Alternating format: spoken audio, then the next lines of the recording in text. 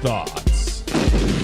Ladies and gentlemen, boys and girls, people of all ages, we have to talk about the elephant in the room. We have to talk about the one and only Joe Burrow. Guys, Joe Burrow has become more of a vibe. He's become more of just the sunglasses, swagger, cigars, commercials, cool quotes. The branding is immaculate. The football, it's good, but it's not mythical. Somewhere along the way, people stopped elevating the results and started grading the aesthetic.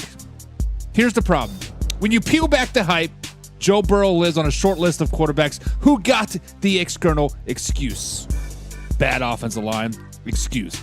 Bad defense, excuse. Bad play calling, excuse. Meanwhile, other elite quarterbacks are expected to drag broken rosters uphill in a snowstorm while Burrow gets praised for grit after throwing 220 yards in a pick. Let's talk about his production, not the posters. He doesn't have the arm talent that people pretend he has.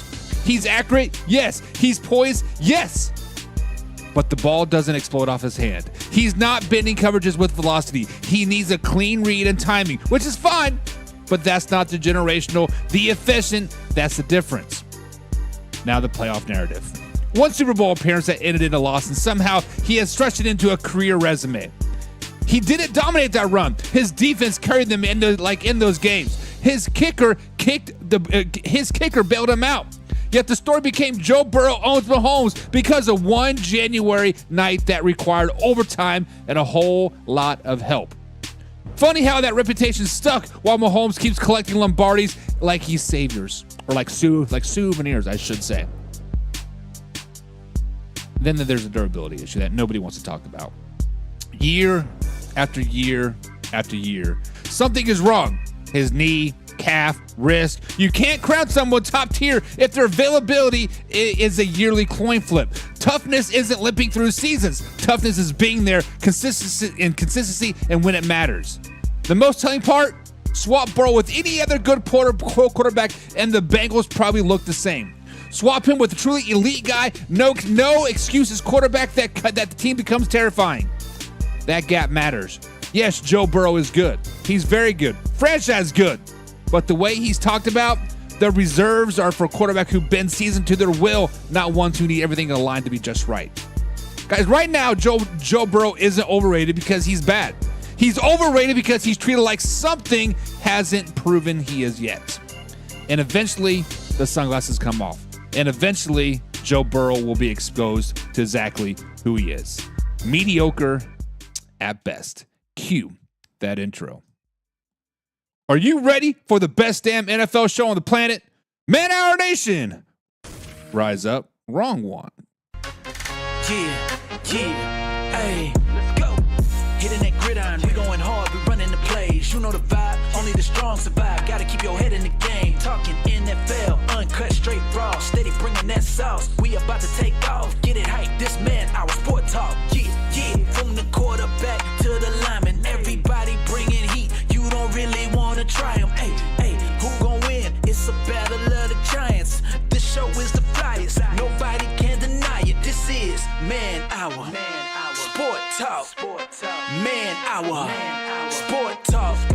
What team you reppin'? We keep it interesting. Who caught another down? Who got that interception? This is Man Hour. Sport Talk. Man Hour. Sport Talk. What team you reppin'? We keep it interesting. Who caught another down? Who got that interception? Let's go. What is up, Man Hour Nation? Guys, welcome to Man Hour NFL Talk. This is Michael Buckheister, your go-to spot for live, raw, uncut NFL talk. I'm so glad you guys are rolling with us today.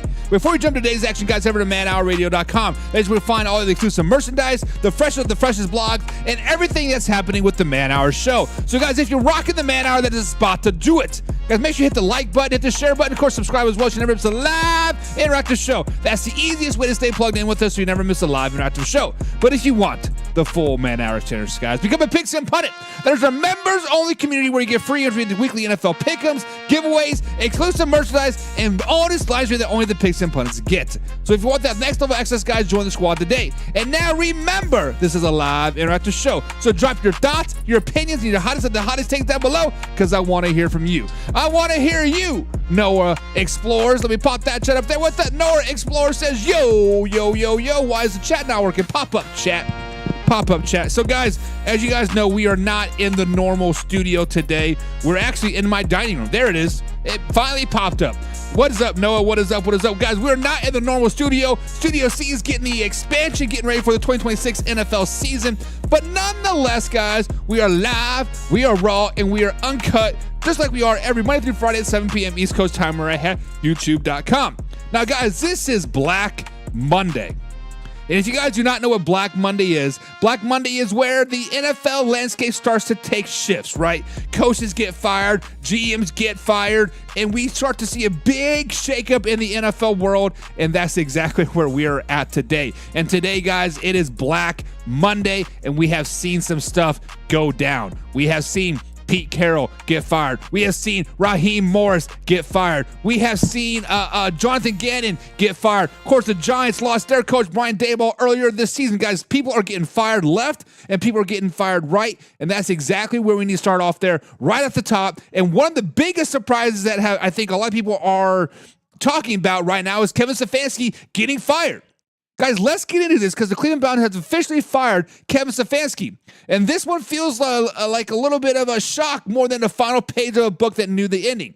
6th season, 2 coaches of the year, and yet here we are. Fired. The Browns finished the 2025 NFL season 5-12, last place in the AFC North for the 2nd straight year. And the ownership finally says, so quiet part out loud, this isn't working anymore, Kevin. Get out of town. And now let's be clear about something right away. This is not a Kevin Stefanski can't coach situation. This is a Browns dysfunctional meets quarterback chaos type of situation. Under Stefanski, guys, the Cleveland Browns had 13 different quarterbacks. 13 different quarterbacks. Let that sink in. That's not a quarterback room. That is a rotating door with a helmet rack next to it. And those quarterback ranked bottom 5 in total QBRs, total yards per attempt, total completion percentage, while throwing an NFL high 98 interceptions. That's not an offense. That's survival mode at best. And yet Kevin Stefanski still dragged this franchise into the playoffs twice, including an historic playoff run over the Steelers back in 2020. The Browns' first postseason victory since 1994. He won Coach of the Year twice, including in 2023 when the roster was held together by duct tape and ice packs. And so why now? Why is he getting the boot now? Because the last few seasons, guys, simply put, were free-for-alls. They are a combined 8 for 26. 8 wins, 26 losses. That's tough. 11 games this season, they scored under 20 points. And this supposed offensive guru given the play calling duties up again. When your calling card stops, the clock gets loud. And here's where the story gets very, very uncomfortable. Kevin Stefanski is not the biggest reason that the Browns failed. The Deshaun Watson contract is. Fully guaranteed money, $230 million, 3 first-round picks, and since arriving in Cleveland, Watson has played a total of 19 games. Total of 19 games. A total QBR of 33.1, dead last. He didn't play all of 2025. He carries an $80.7 million cap hit going into 2026, the largest in the NFL.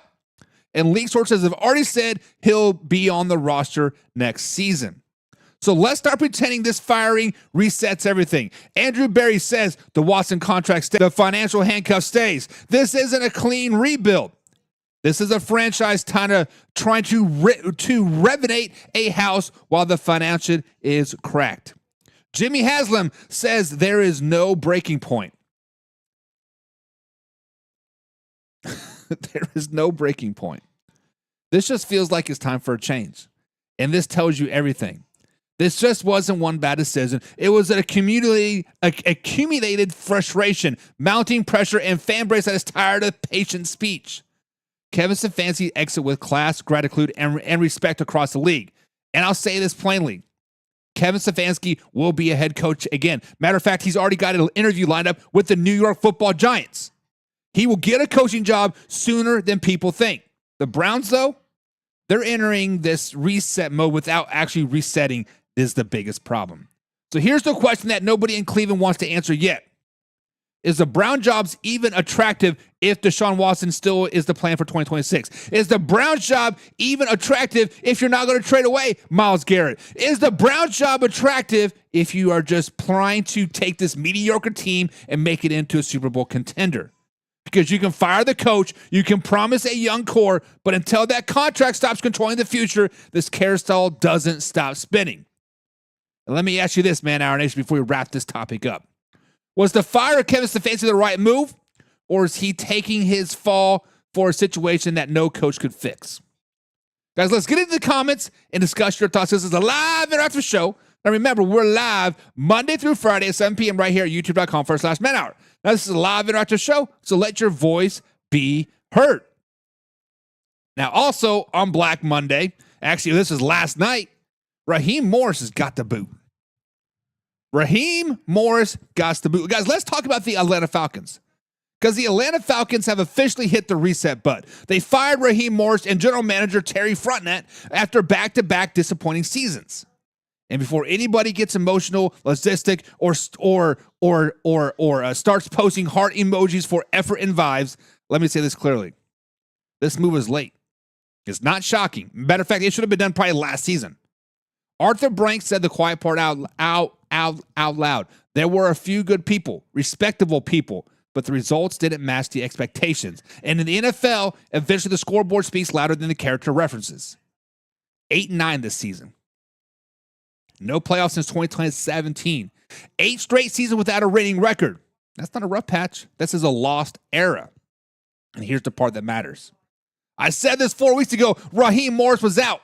Monday Night Football, Atlanta Falcons versus the Tampa Bay Buccaneers. Yes, the Atlanta Falcons did come back and win that game. And immediately the noise started. I was called a clown. I was told I didn't know ball. Brandon Beastie Combs let me hear it loud and clear. And yet here we are.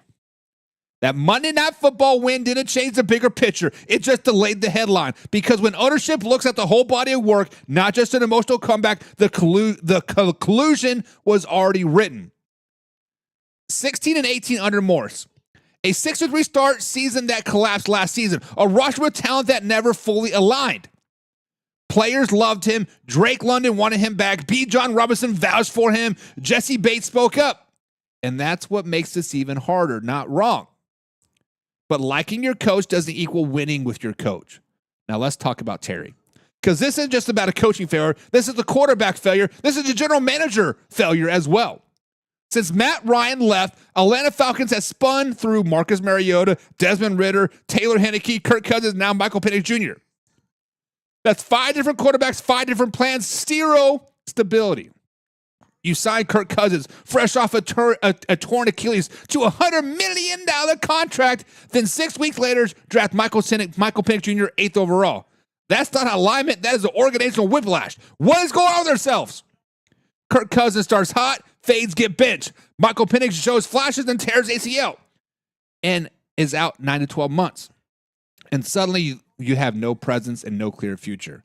Terry did not clean up the cap mess either. That matters, but he never saw the most important position in the spot. And in this league, that one mistake makes erases all your good work. Arthur Blank now elevates Greg Beatles to president and CEO and says he's hiring a president of football outside the organization. Translation? Fresh eyes, fresh authority, no more internal recycling.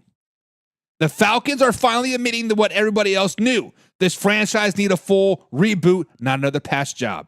Raheem Morris will coach again. Terry will work again. They're all respected around the league. But Atlanta has to stop making efforts and progress.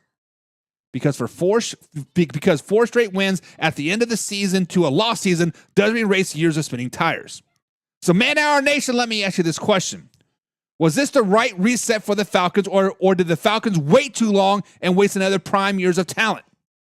Let's get into the comments, guys. Let's dust your Scots. Subscribe, hit the like button. Remember, we're live Monday through Friday, 7 p.m. East Coast time right at youtube.com/Man Hour. Now, this is a live interactive show, guys, so jump in the chat. Let me hear your voice be heard. Let me hear you, Mellow Mike. I see you popping. He says, let's go, Texans, baby. Texans are good. Mellow Mike says, Atlanta couldn't afford my consultant fee. Mellow Mike, the Atlanta Falcons are in the same boat as the Cleveland Browns are. They need a total reset. They need to let Kyle Pitts walk. Well,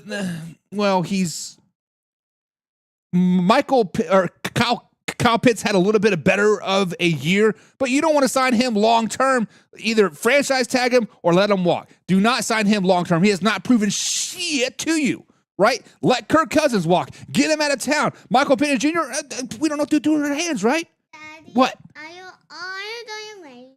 I'm doing it right now. See, we're live right now, buddy. But basically, guys, the Atlanta Falcons, we're going to talk about this in a little bit in buy or sell, but they arguably might be the best team to go to because they do got a lot of young talent.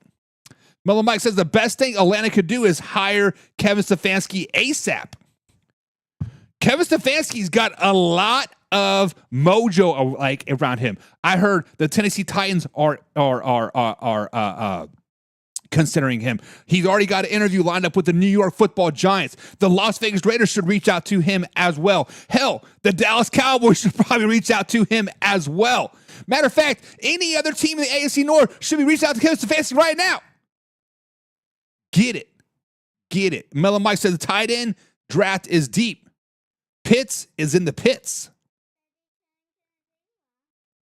That's tough, baby. Yeah, come here. That is tough, baby. But another coach that has gone. Another coach that's hitting the Black Monday portal. That is the one and only Jonathan Gannon. Guys, and if you know me, you've been listening to the Man Hour.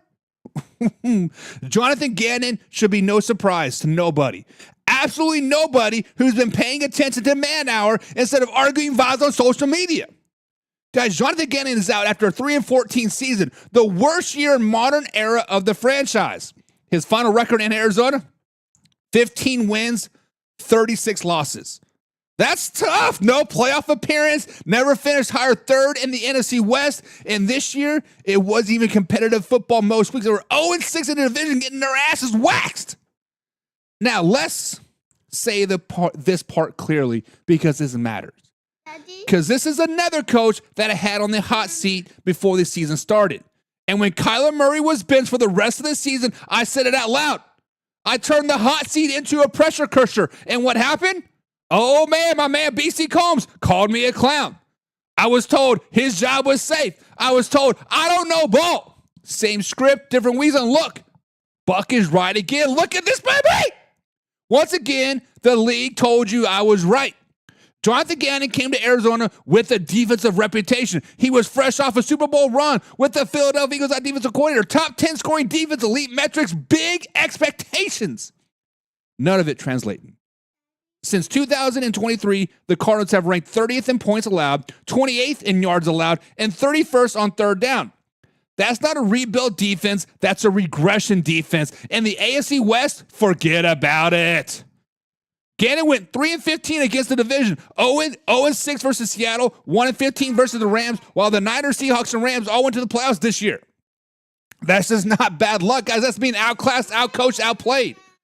Yes, injuries are brutal, whatever, right? 42 different players missed time, 25 on injury reserve, including Kyler Murray, James Conner, Trey Benson, and of course, Marvin Harrison Jr. But here's the uncomfortable truth. Every bad team uses injuries as an explanation. Good organization use them as context, not excuses. And even when healthy last season, when Arizona was shocking in first place after 10 weeks, this thing still collapsed. 4 straight losing season, same pattern, same inability to close. The season was supposed to be year 3 of the year build. It was supposed to be, this is our year. Instead, it turned into a confirmation that this rebuild was never on schedule. And now the Cardinals have a bigger problem than just finding a coach. They got Kyler Murray decision looming. $36.8 million guaranteed in 2026. Another $19.5 million in 2027. Locked in, still on the roster in March. That's not a football decision. This is a franchise-defining fork in the road. So Arizona fires Gannon, eats the last 2 years of his deal, and hands the Kings to Monty Orchard to find the next coach. Let's just be honest. This fire wasn't about one season. It wasn't about injuries. It wasn't even about the loss to the Rams. It was about clarity. When your head coach loses the locker room, loses the division, loses the defense, and then benches the quarterback by the end of the year, the writing was already on the wall. You can argue with takes. You can argue with the comment section, but the league always settles the debate. And Buck is always right. So, guys, before we wrap this up, let me ask you this, Man Hour Nation. Did the Cardinals finally make the right move, or is this franchise still spinning in circles until the Kyler Murray question is answered? Guys, let's get into the comments and discuss your thoughts. Subscribe, hit the like button. Remember, we're live Monday through Friday, 7 p.m. East Coast time, right at YouTube.com. Now, this is a live, interactive show, so jump down in the comments and let your voice be heard. What, little man? Yeah, go ahead. Let's Go Sports says, point of view. You just won the division, baby. We're talking about the Steelers tomorrow, my man. Tune in tomorrow. We're going to talk about those Steelers. Mellow Mike says Schottenheimer is good. Dallas got to find the right defensive coordinator. Gannon might be a good fit in Dallas as defensive coordinator. Matter of fact, anybody is better than Eberflus. Let's just be honest about it. Dakota Miller, 1089, says Kyler Murray has gotten so many coaches fired. As he has gotten so many coaches fired, the truth be told is that Kyler Murray's not that damn good. Kyler Murray has been overrated. He's been overhyped. He has been exposed game after game after game. Now, with that being said, he would thrive in Minnesota. Kyler Murray in Minnesota makes perfect sense, baby. Kyler Murray in New York doesn't make sense. Kyler Murray in Miami doesn't make sense. Kyler Murray in Baltimore doesn't make sense. Okay, stop. Kyler Murray in Pittsburgh doesn't make sense. But Minnesota, mucho gracias. Right? My man Carson Lang is in the chat. It says Cards are aspiring until they find a new quarterback. So, Carson, let me ask you this, because I believe the Cardinals are a top 6 pick. I think they're sitting at number 3, if I'm not mistaken. Maybe number 4. I'm not for sure. I have to go back and look at the draft. We'll definitely dive into the draft later this offseason. But do they draft a quarterback? Do they pull a Denver Broncos and they eat that Russell Wilson contract for the next 2-3 seasons? Let him walk. Let him plother somewhere else and make $1 million. Or do the Cardinals be like, you know what? Damn, we're stuck. $37 million. Man, what do we do? Sometimes you got to take a step back to take 5 steps forward. A bad day for the ego is a good day for the soul. And that's exactly what the Arizona Cardinals need right now. They need a bad day for the ego and a good day for the soul. Miller Mike says Titans request an interview to interview Matt Nagy. There was never any tread on that tire to retread. That's tough. Actually was trolling that today on our Facebook page. Very, very, very, very true. Carson Les, Kyler Murray would be a good fit in Lollipop's Guild. No. Send Kyler Murray to the Purple People Eaters. Put him in that purple and gold. Send him down to Minneapolis, Minnesota. In the, what they call it now? Something dome is. I don't even know what the place is called anymore. U.S. Bank Stadium or whatever it is. Let him eat. Let him eat, baby. Mellow Mike says Texans first 4 picks in the top 70 thanks to Washington and Giants trades. Give me a big, nasty left guard, baby. Ooh, ooh, ooh. How about this, Mellow Mike? My man Zim Malowski from the Indiana University. He has won a national championship with Ohio State Buckeyes, a 4-year player over there. Now he's with IU as his grad year. Draft my man Zen. Draft my man Zen. Zen is a great kid. I coached him in high school. He has transformed his body. He will come out there and he will do the dirty work for you. He says, I say, Zen, I need you to run through that wall. He's like, Coach, you want me to do it sideways, backwards, or up and down? And how many times you want it done, baby? That would be tough. Mellow Mike says Kyler to Indians, Shane Steichen. Dangerous. No. Because Shane Steichen runs an RPO offense. Kyler Murray's not tall enough to see over the defensive end to run a true RPO. Now, if you rolled him out and did that type of RPO, then we talking.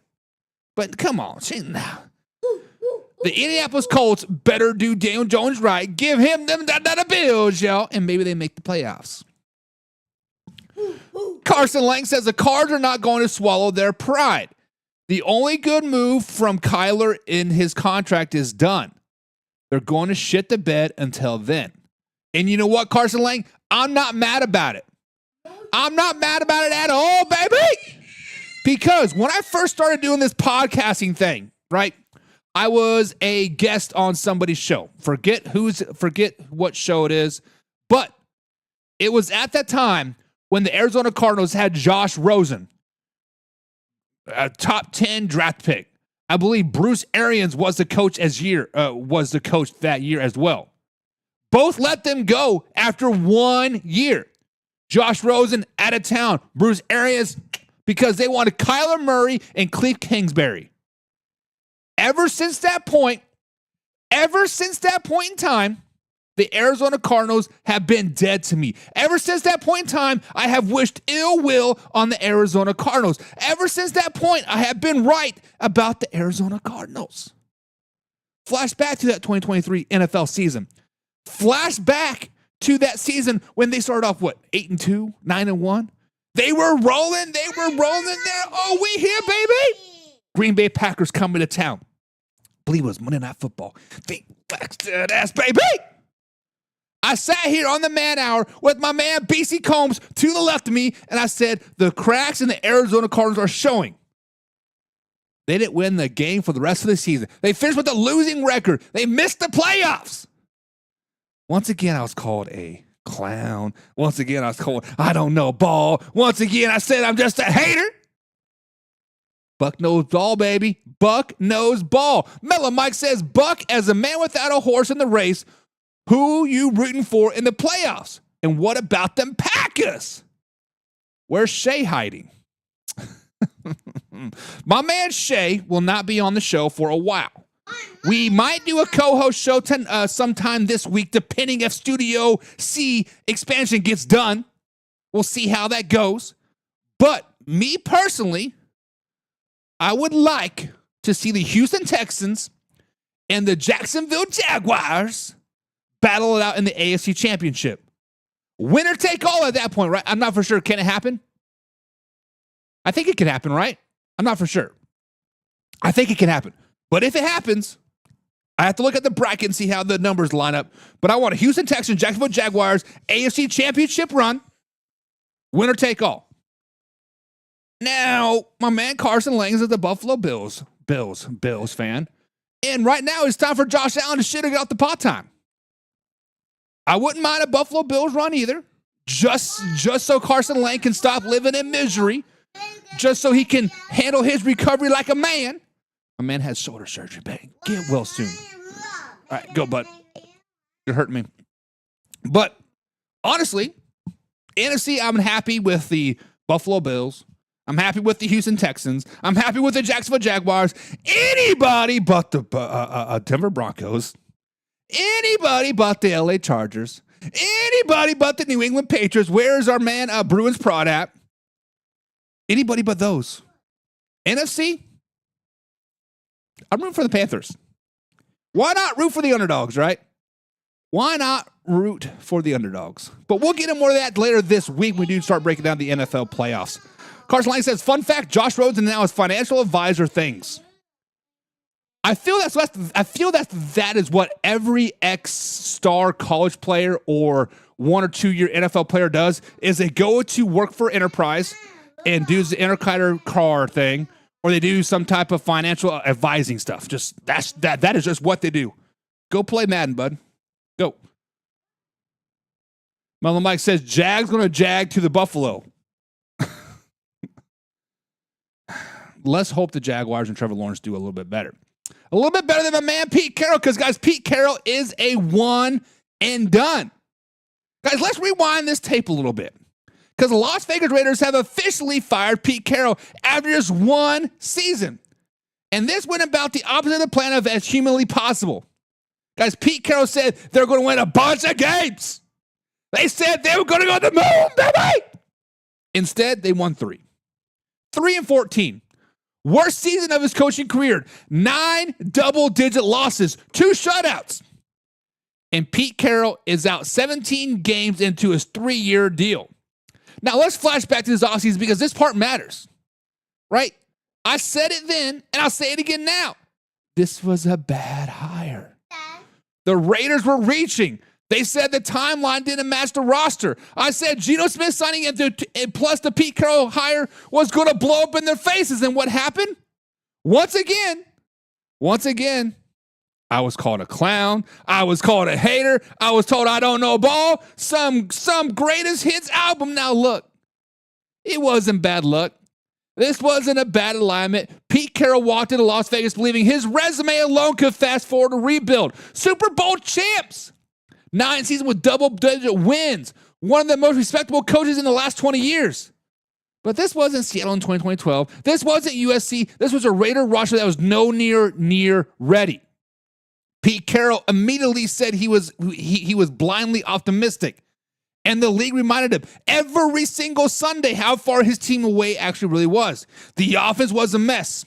Geno Smith threw a league-high 17 interceptions. The Raiders finished dead last in rushing despite drafting Ashton Genty. They fired Chip Kelly midseason. Special teams got nuked too. And the defense didn't fit the vision. Pete Carroll and Patrick Graham never synced up. 26 in points allowed, 31st in pass rushers. Max Crosby had double-digit sacks, but the unit as a whole couldn't get off the field. This season wasn't just bad, it was disjointed. And here's the part Raider fans need to hear. It doesn't hurt Pete Carroll's legacy at all. One distraught year in Vegas doesn't erase a Super Bowl, a national championship, or decades of winning. This season will fade into trivia. Just another chapter into a long writer's wilderness. But it does confirm something important. The Raiders are in full rebuild mode. Whether they want to say it out loud or not, it is a rebuild time in Las Vegas. The good news, they have the number 1 overall pick. They have young talent like Brock Bowers and Ashton Gentry. They have cap space. They have draft ammo. And they have Tom Brady with real influence in the building. That all matters. But this next hire is not about nostalgic. It's about injury. It's about energy. It is not about slogans. It's about finding a coach who matches a rookie quarterback's timeline, especially if that quarterback is Mendoza from Indiana, a top passer in his class. That's the pivot. That's the plan. That's the only way this works. The Pete Carroll experiment didn't fail because Pete forgot how to coach. It failed because the Raiders tried to skip steps. And when you skip steps in the NFL, the bill always comes due. Now, let me ask you this, Man Hour Nation, before we wrap this up. Do the Raiders finally have a real chance to reset with the number 1 overall pick, or are we just watching the next chapter in the same cycle? Groundhog Day, per se. Let's get into the comments, guys, and discuss your thoughts. Subscribe, hit the like button. Remember, we're live Monday through Friday, 7 p.m. East Coast time, right at youtube.com/Man Hour. This is a live interactive show, guys, so jump in the chat and let your voice be heard. Mellow Mike says the Raiders are more broken than Jake Paul's jaw. And Jake Paul's jaw is broken. It's just not a little broken, it's broken. That's tough because it's facts. Spot on facts, brother. The Games Network 521, man, are you pregnant? Not pregnant. What? Are you trying to call me fat? Man, I'm 6'3", 240 pounds. I ain't fat. I'm fluffy. Mellow Mike says Raiders are going to rehire Art Shell for a 3rd stint. Bring back Josh McDaniels, another Gruden return, or Bruce Arians in a Brady reunion. All that makes sense. All that would be the most Raiders thing to do ever, right? But this is what I'm hearing. From the rumors that I've gathered around for the last 6-7 hours for the day, I hear Brian Daboll is on the list that Tom Brady seems to be leading this coaching search. Brian Daboll is up at the top of the list. Brian Flores is at the top of the list, even though he's resuing the NFL for something weird. I don't know. And the Minnesota Vikings are doing everything they can to keep him as a defensive coordinator. I don't know what's going on there. But Brian Daboll, Brian Flores, and of course, Josh McDaniels is also leading the coaching carousel as well. So call it what you may, but those are the three names that I am hearing at the top of the list. Carson Lang says he's also the same guy who threw the ball with beast mode in the backfield. That alone destroyed his legacy. Not wrong. Not wrong. Melon Mike says, Arch Manning says, nah, Grandpa Archie, stay in school. Yes, as you guys know, Arch Manning took a, quote, pay cut to stay at Texas for, I think it's junior year, right? Or senior year, I'm not for sure. Either way, Arch Manning is staying in Texas. Basically, he didn't want to go to the Giants. He didn't want to go to the Jets. He didn't want to go to the Cardinals. He didn't want to go to the Raiders. He's like, you know what? See ya. Mellow Mike says, Dayball? Laugh my butt off. What? Doing it right now, buddy. He says, Flores? Interesting. Now, that could bring back the old school Raiders mentality. Listen. Mellow Mike, we talked about this many times on this show. Me and Shay, your guy, your Packers guy, right? Have also me and Shay have talked about this after football practice as well. There are certain people in the world that are just not meant to be managers in leadership type of role. Many people are better off as coordinators, assistant managers, team managers, whatever you want to call them, right?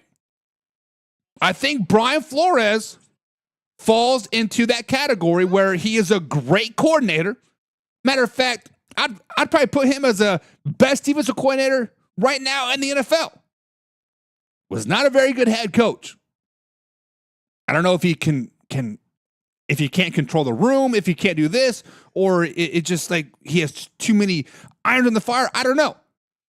Same thing with Mike McDaniel down there in Miami.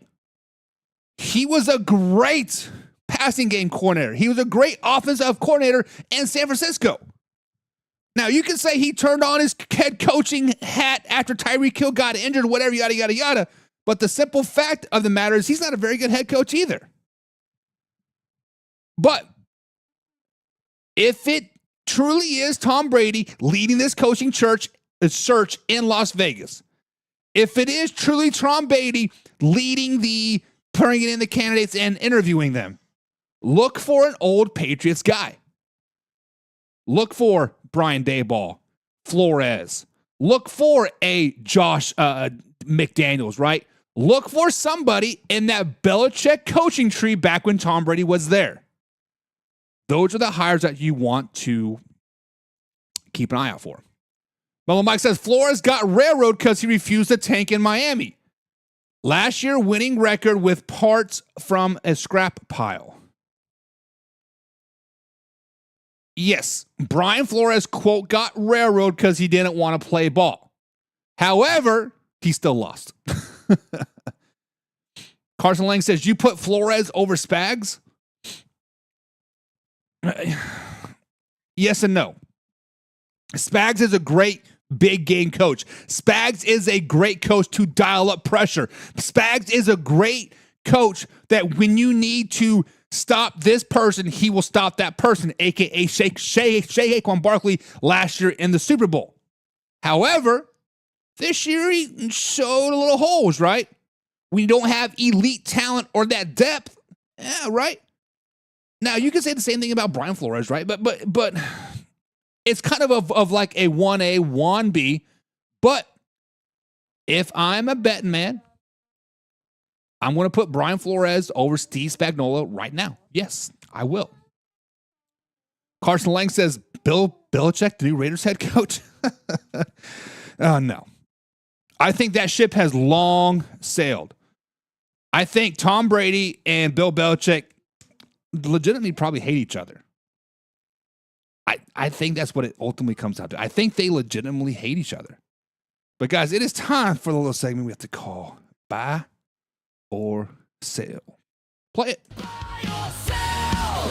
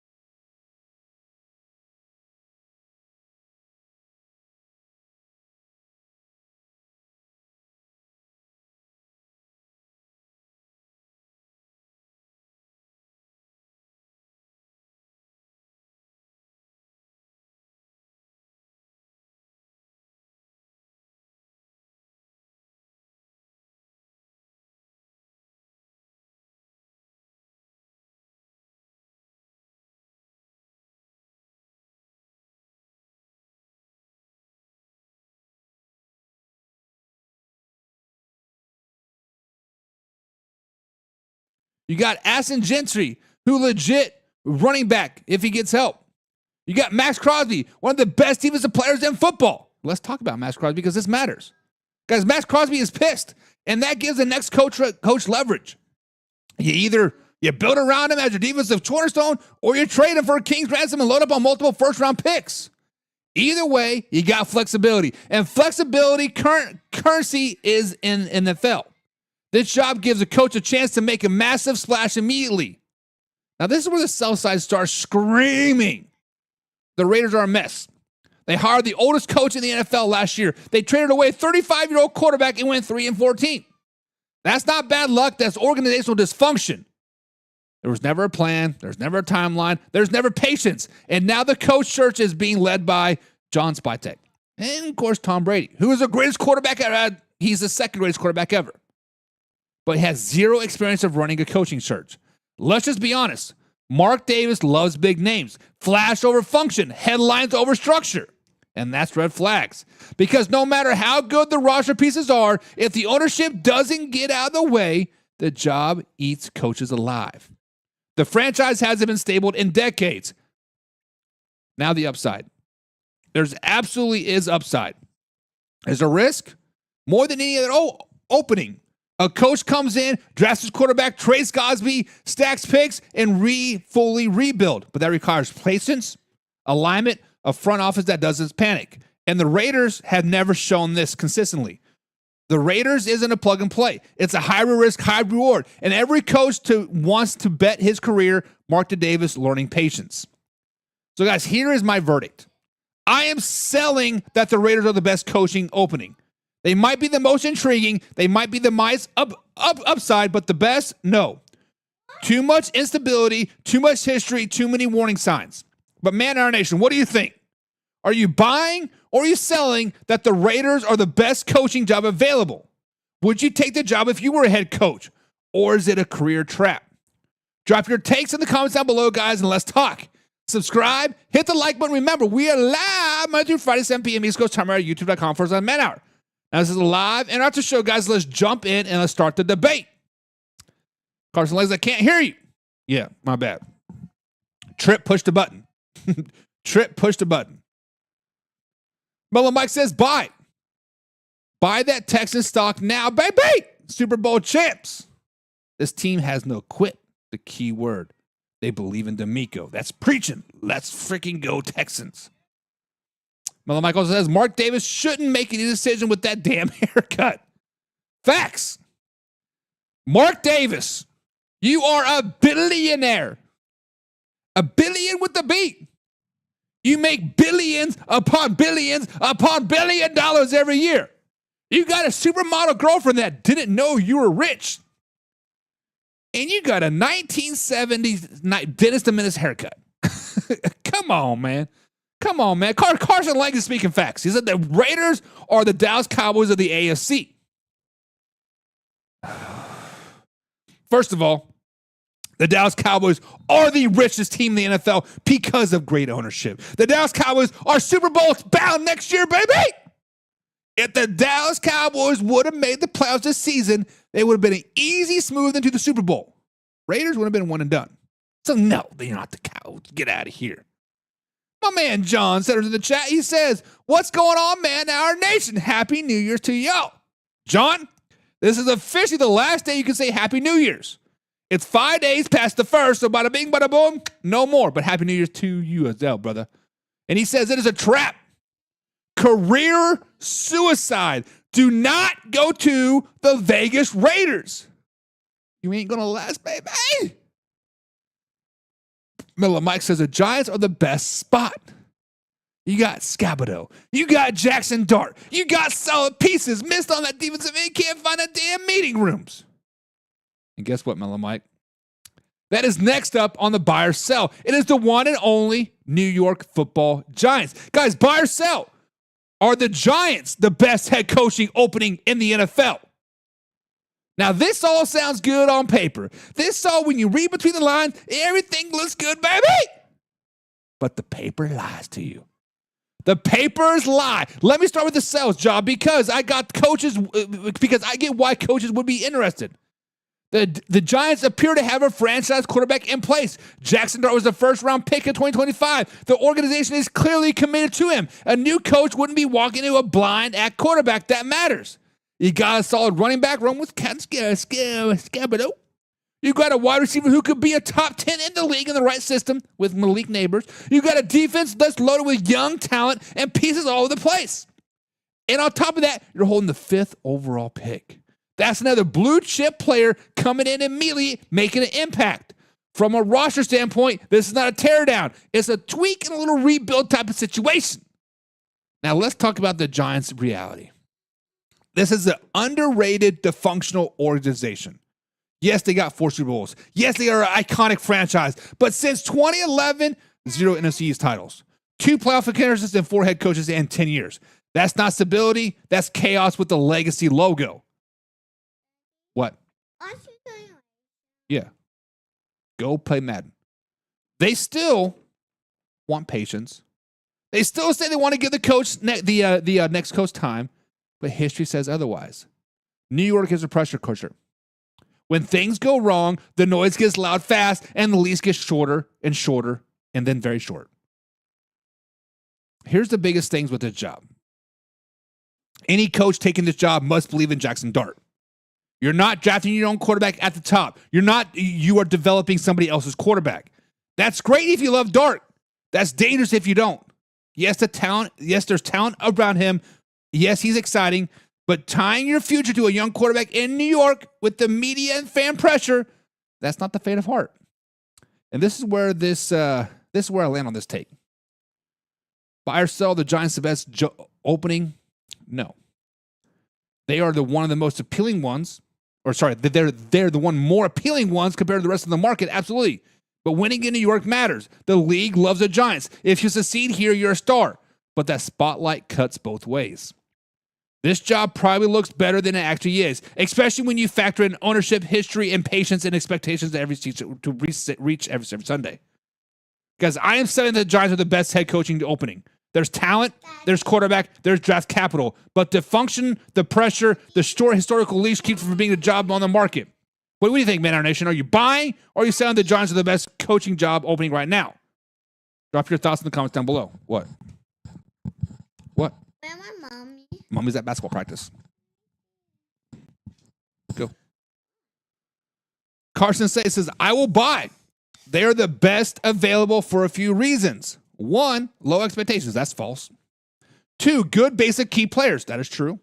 And big salary cap. Also, like you said, terrible ownership like the Cowboys. And if I'm not mistaken, doesn't their owner have cancer? Like as well? So I'm sure he wants to win now sooner than later because you don't know if he's going to be here later. Like I'm not trying to throw shade at him by any way whatsoever. But what a perfect way to go out, win a Super Bowl, win a championship, right? Mellow Mike says the Giants want Texans defensive coordinator Matt Burke. Might be a good hire. Honestly, what the Giants should have done was fire Joe Schoen, fired Brian Daboll, got everybody new. Right? That's just them. That's just them. But another job that's very, very intriguing is the Atlanta Falcons. Guys, buy or sell. Are the Atlanta Falcons the best head coaching job in the NFL? This job isn't loud. This job isn't flashy. But this is one that you can absolutely talk yourself into, guys. Let's start with what jumps out on the tape for the Atlanta Falcons. We just watched the Falcons blow out the Buffalo Bills. Yes, Carson, your Buffalo Bills. We just watched them beat the LA Rams late in the season. And yet somehow they finished underneath 500. That right there tells you everything you need to know. This roster is better than the record shows. That's why Raheem Morris and Terry Frontenac are both out. And you got to give credit where credit is due. Atlanta did this the right way. No lame duck GM, no half measures, clean slate. That matters to coaching candidates. You're not walking into somebody else's mess with someone else picking up your groceries. You're building things together from day one. And let's just be real. Talent is not the issue in Atlanta. They've got the players. They got the speed. They got young weapons on both sides of the ball. And they're in a division that's not not very good. Matter of fact, the NFC South is the worst division in football. Not a dominant team, no long-term powerhouse, no gatekeeper. You do not need a 5-year rebuild to compete there. You can win the division fast with a competent coaching and discipline. That alone makes his job very, very attractive. Now, there are some speed bumps there. Quarterback. What are you going to do at quarterback? Michael Page Jr. has shown flashes, but he's been inconsistent. Now, he's coming off another season injury, which is a real big deal. And there's real uncertainty whether he will even be ready for week 1 next season. Kirk Cousins, he could be back, but he'll be 38 years old. So, yeah, that's not ideal. So here's the thing that most fans miss. Quarterback isn't the only thing coaches look at. They look at ownership, patience, front office alignment, roster talent, division, difficulty, path to winning early. And Atlanta checks all of those boxes. This job won't attract someone looking for instant stardom, but it will attract someone who believes in structure, development, and fast results. A coach who could come in, stabilize a quarterback room, clean up a situation in football, and be honest, and be hosting a playoff football game sooner than people expect. This isn't a rebuild. This is simply a correction. Because, guys, I am buying that the Atlanta Falcons is the best head coaching opening right now in the NFL. The roster is ready, the division is weak, and the front office reset was done correctly. Fix the quarterback, even just enough, and his job turns into a wins quickly. But what do you think, Man Hour Nation? Are you buying or are you saying that the Atlanta Falcons are the best coaching situation right now in the NFL? Is this a sleeping giant, or does the quarterback situation scare you off? Drop your thoughts in the comments down below, guys. Let's talk it out. Subscribe, hit the like button. Remember, we're live Monday through Friday at 7 p.m. East Coast time, right at youtube.com. This is a live interactive show, so get down in the comments down below. Mellow Mike says, agreed. Ballard in Indy, Barry in Cleveland, Show in New York, all GMs that should have been fired. Facts on facts on facts on facts. Talk about that later.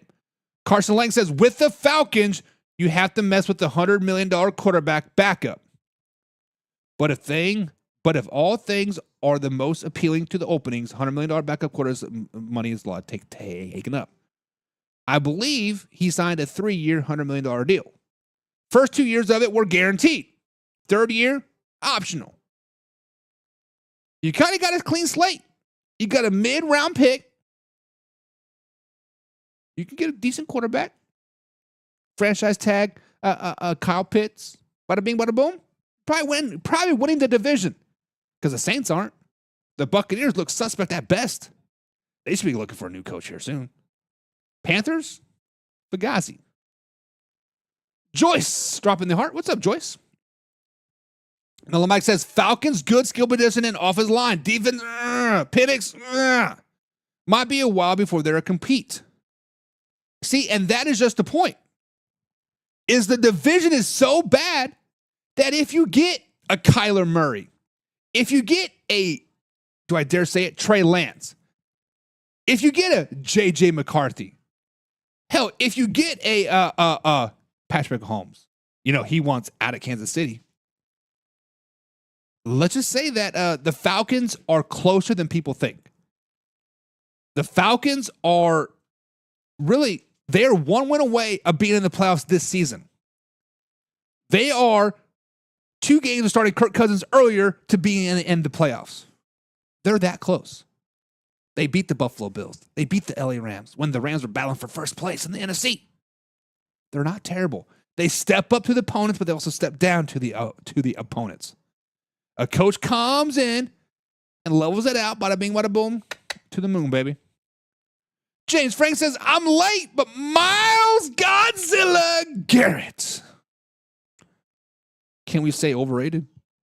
I'm kidding. Miles Garrett did his thing. 23 sacks on 300 some odd snaps. He did his thing, baby. He did his thing. Mellow Mike says, let's ponder this thought here. He says, a Lamar to Atlanta? And normally I'd be like, slow it down, baby. Let's not get crazy. However, we all see that Lamar Jackson doesn't like playing in the cold. I got to give credit where credit is due. My man Carson Lang said this. He said, and I quote, Lamar Jackson will be in a warm weather city by next season. Whether it be Arizona, whether it be Miami, whether it be a dome team like Atlanta, whether it be a dome team like the Minnesota Vikings. It would not shock me one bit if we see the biggest trade ever in NFL history. I use that term lightly. But Lamar Jackson to Atlanta makes sense. Lamar Jackson to a new city makes sense. As long as John Harbaugh is still in Baltimore. But tomorrow, I'm going to talk about how every coach in the AFC North should be fired today. That's for tomorrow. But I like where your head's at, Mellow Mike. I like it. Mellow Mike says, Burrow laid down for Garrett. No, he didn't. Well, we'll talk about that tomorrow as well. Tim Fitzgerald in the stat says Falcons are close. They need a quarterback and a legit number 2 receiver. Drake London is too injury prone. First of all, Tim, welcome to the stream, buddy. Glad to have you here. And I agree. The Atlanta Falcons are close. The Atlanta Falcons are a decent quarterback away.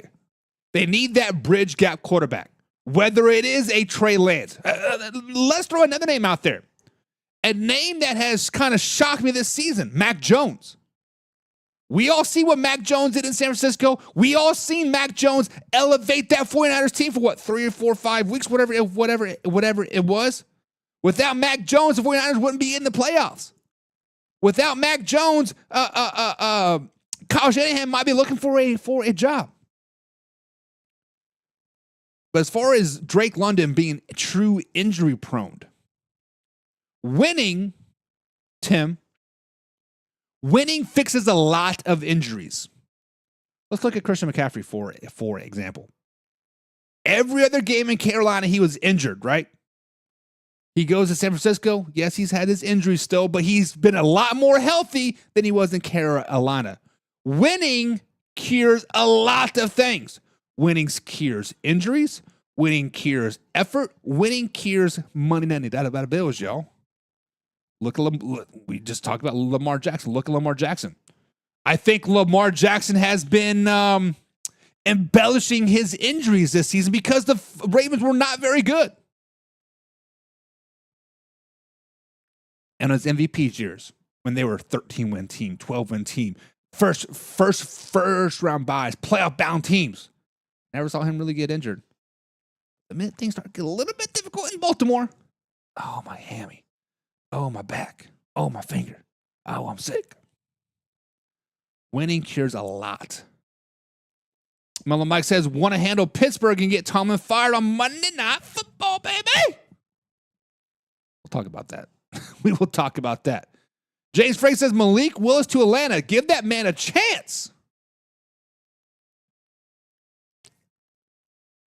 Was it last week when Malik Willis did his thing? Yes, they still lost, but he went out there and he balled out. I believe it was to the Baltimore Ravens, if I'm not mistaken. He went out there and he balled out. My man Shane Fraser came on Man Hour and said, give this man a starting job. He was pulling his best black girl impression. Give that man a job. Give that man a job. Malik Willis has had his shot. Malik Willis has been a starter in the NFL. He has a losing record as a NFL starter. Granted, it was with the Tennessee Titans. Whatever. Has he won a game with the Green Bay Packers? He's won one, right? Now, I'm not saying it's all doom and gloom. You put him in there, he's a 3-1 quarterback. No, I'm not saying that. But I'm also not saying that he's a bridge gap quarterback either. He is a Ryan Fitzpatrick-esque guy. You put him in there 1, 2, maybe 3 games, bada bing, bada boom, he doesn't suck. But the minute that 4th game hits, the minute that fifth game hits, get him out of town. Much like Snoop Huntley, Ryan Fitzpatrick, Garner Minshew, the list goes on and on and on. You want a real name in Atlanta? I see your Lamar Jackson. I threw out the name Mac Jones. I threw out the name Trey Lance, potentially.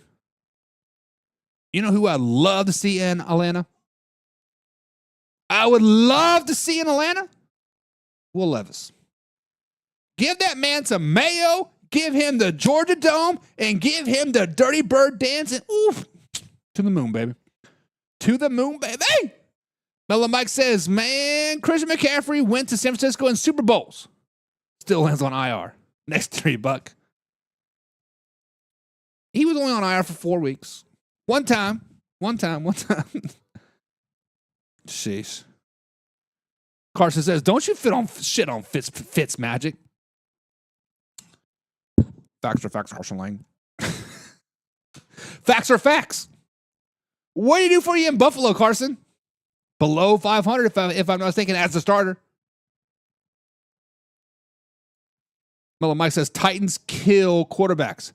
Mariota, Will Levis, Willis, Cam Ward, the Browns of the AFC South. Hang on now.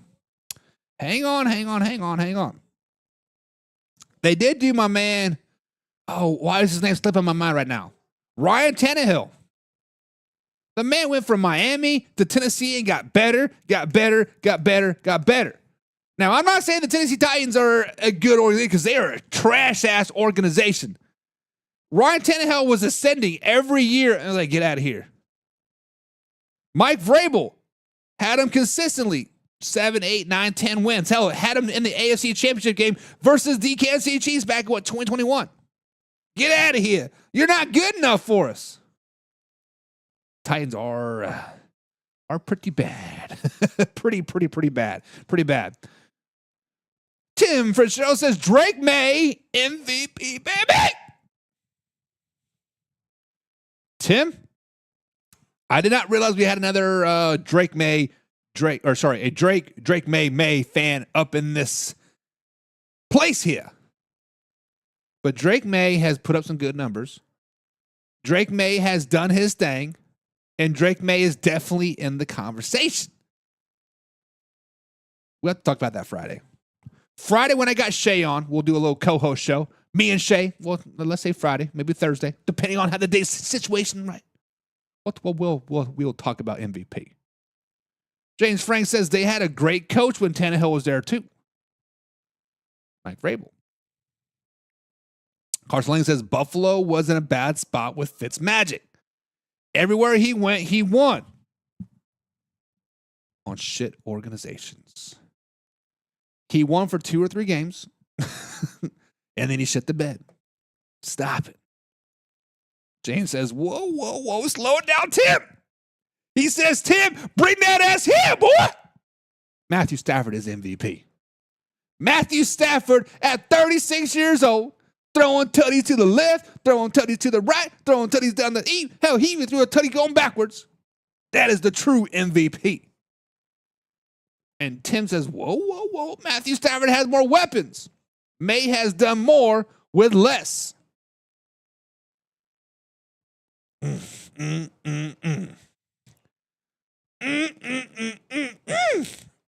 think you all need to slow it down. Because it's not all about talent. It's all about who you play against. And when Drake May played the New York Football Giants, he goes off. He has 1 300-yard game in 2 NFL seasons. If I remember correctly, Matthew Stafford has 3 games where he didn't break 300 yards. Ooh, shoot that ball, baby. How fast? Daddy, What? Almost done. Welders, Fences in chat. What's up, man? He says, Aaron Rodgers, 63-year-old, almost had 300 yards, 2 tutties, and no picks last night. Unbelievable. Listen. Thank you for joining us tonight. And Aaron Rodgers still has spurts of greatness. I believe it's a 30-yard touchdown pass, maybe a 40-yard touchdown pass to Miles Austin III. Just a little flick of the wrist. Aaron Rodgers still has the arm strength. Aaron Rodgers still has the head case upstairs. Aaron Rodgers still has that football IQ. He doesn't have patience, though. It seems like he's always yelling. He's that cranky old grandpa. Like, why? It was like when his headset was broken and they couldn't communicate or like something. He was cussing Arthur Smith up and down. Like it was his fault. Like, bro, chill. Like, damn. Take some more ayahuasca to calm down. Calm down, bro. Calm down. Tim says Matthew Stafford has better receivers, a better running back, a better defense. Whoa, Tim, slow it down. Slow it down. If you want to go that route, I do agree that Kyron Williams is a pretty damn good running back. But look at the running back core that you guys got. Rams got one running back. You guys legitimately have a two-headed monster. If that other guy gets healthy, you have a three-headed monster. I forget his name. They might have better stats over there in LA, but as a running back core, Patriots got the upper hand. Now the Rams do got Puka, arguably a top 10 receiver in the NFL. But when Stephon Diggs is on his game and not choking out women, he's a top 10 receiver as well. In defense, that's kind of a toss-up. So, Tim, don't be dogging the Patriots. Look, I assume it's your team. Matthew Stafford just had a better season. Had a better season. What, bud? Yeah, go ahead. James Frank says, screw bad grandpa. James Frank is a Cleveland Browns fan, guys. So give James Frank a little bit of a leeway. He's still on cloud 9 from beating the Cincinnati Bengals, giving him the 5th win of the NFL season. Let's go, baby! But damn, slow it down. Mellow Mike says Drake may play fourth place schedule. Now he got to run with the big dogs. No chance. Some might say one and done. One and done. Carson Lang says Mitchell Trubisky, a backup quarterback, put up damn near the same numbers as Drake May, but Trubisky was playing with the second stringers. Facts. Tim Frisell says Matthew Stafford didn't even win the division. Not wrong. Not wrong. But when you have 3 teams in your division versus 2 teams in your division make the playoffs, what are you going to do about it? What are you going to do about it? James Frank says Matthew Stafford will go further in the playoffs. Good thing MVP is a regular season award.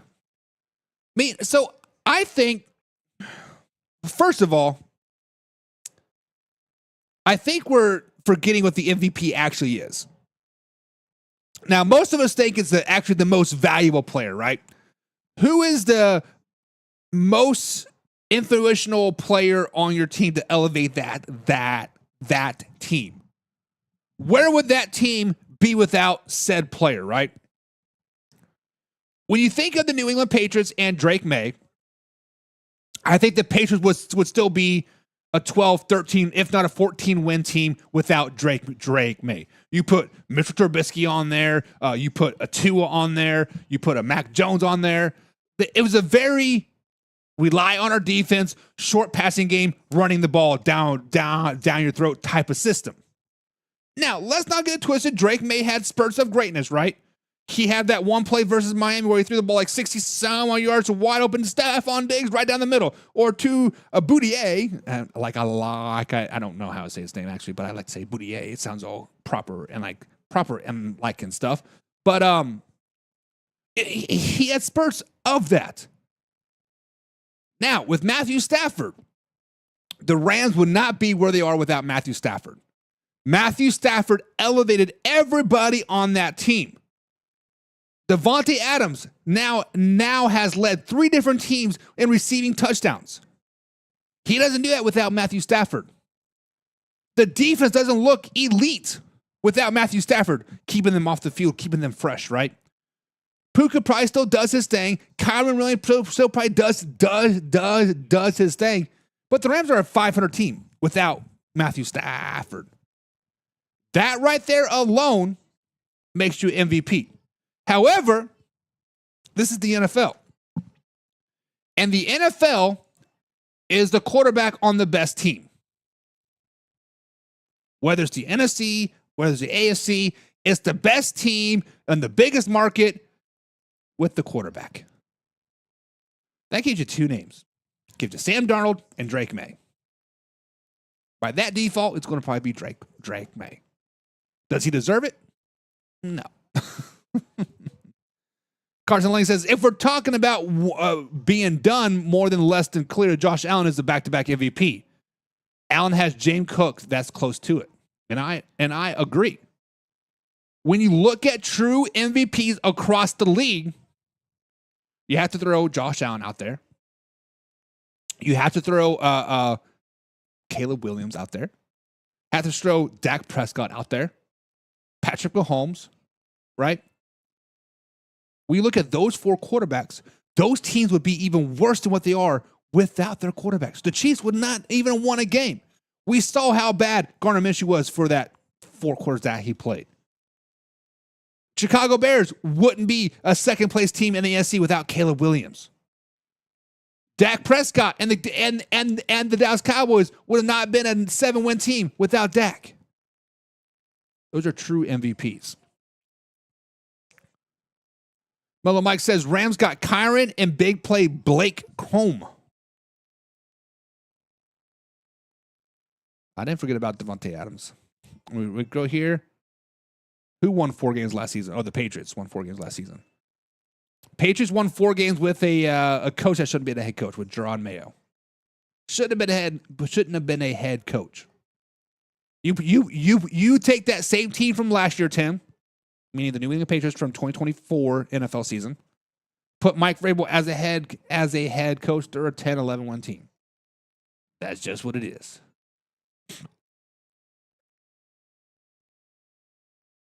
Tim says, and Mac Hollins, come on. What would Drake May do with Puka and Adams? He would still throw for 210 yards, and they would rush the ball for 30-plus times a game. Just saying. I'm just saying. But it is what it is. But, guys, that's going to be it for tonight's show. Got to get little man to bed since the wifey is at basketball practice tonight. Hopefully tomorrow we'll be back in Studio C once the expansion is done. More than likely not, but hopefully by the end of the week. Guys, this has been Man Hour NFL Talk, guys. Your go-to spot for live, raw, uncut NFL talk. See you tomorrow, guys, at 7 p.m. East Coast time. Until then, guys, we are out. Hey, now it's time to take off. Gotta keep it live and raw. Better stay tuned in. Man Hour NFL Talk. I know that you're ready for more. They on the field, ready for war. Who's in the lead? I'm checking the score. We about to do it like never before. NFL live, uncut, raw. This is Man Hour NFL Talk. Let's go.